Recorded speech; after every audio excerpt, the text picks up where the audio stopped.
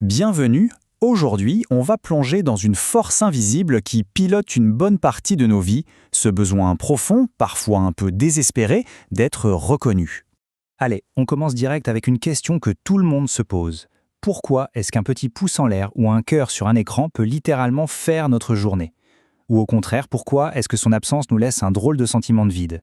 En fait, la réponse est beaucoup plus profonde qu'on ne l'imagine. Ça n'a rien à voir avec de la vanité ou de l'ego. Non, c'est une pulsion qui est codée dans notre biologie. Un besoin aussi fondamental que de boire ou de manger, et qui nous vient de nos ancêtres pour une raison toute simple, la survie. Bon, alors allons-y. Pour bien comprendre ce mécanisme, il faut d'abord qu'on décortique ensemble ce que c'est, cette fameuse soif de reconnaissance. Ok, alors il y a un psychiatre, Eric Berne, qui a identifié 3 grands moteurs pour nous, les humains. D'abord, la soif de structure. Ça, c'est notre besoin de sécurité, d'avoir des règles, un cadre. Ensuite, la soif de stimulation, notre besoin de nouveauté, de défi. Et enfin, celle qui nous intéresse aujourd'hui, la soif de reconnaissance. C'est le besoin de se sentir vu, apprécié, bref, d'exister dans le regard des autres.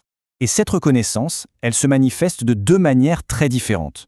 D'un côté, on a la reconnaissance conditionnelle. Elle est liée à ce qu'on fait, à nos succès.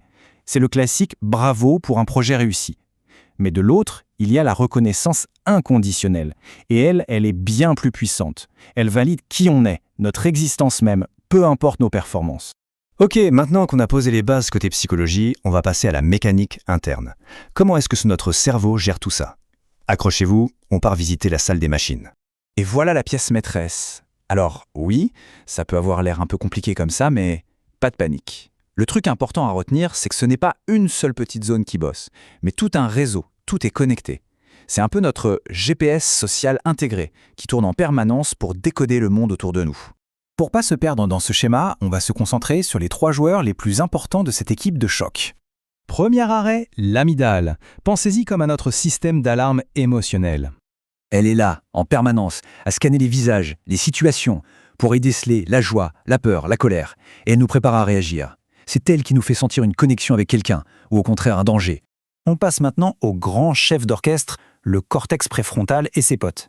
C'est là que se prouve ce que les scientifiques appellent la théorie de l'esprit. En gros, c'est notre super pouvoir pour nous mettre à la place des autres. C'est cette zone qui nous permet de deviner les intentions, de comprendre une blague ou de ressentir de l'empathie. Et pour finir, la découverte qui est peut-être la plus fascinante de toutes, les neurones miroirs. Ces neurones, ils sont juste incroyables. Ils s'allument de la même façon que ce soit nous qui fassions un geste ou qu'on regarde quelqu'un d'autre le faire. C'est grâce à eux qu'on apprend en imitant et qu'on ressent intuitivement ce que l'autre vit.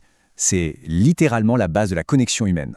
Mais qu'est-ce qui se passe quand cette soif de reconnaissance n'est pas étanchée?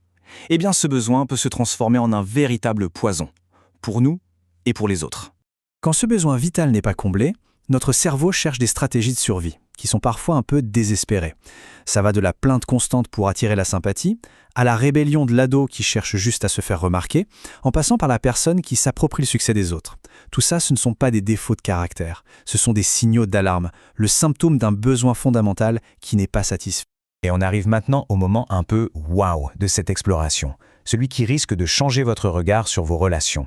Regardez-moi cette courbe. Le nombre de recherches scientifiques sur le cerveau social a littéralement explosé, pile au moment où nos vies ont basculé en ligne. Et ça, ce n'est pas une coïncidence. C'est la preuve que la science a dû se pencher en urgence sur ce mécanisme qui est devenu le moteur de notre société numérique. Pour bien comprendre l'impact de tout ça, il faut connaître un concept clé, la plasticité cérébrale. Non, notre cerveau n'est pas un bloc de béton figé après l'enfance. Il est plutôt comme de l'argile, constamment remodelé par nos expériences. Et donc le point crucial, le voici.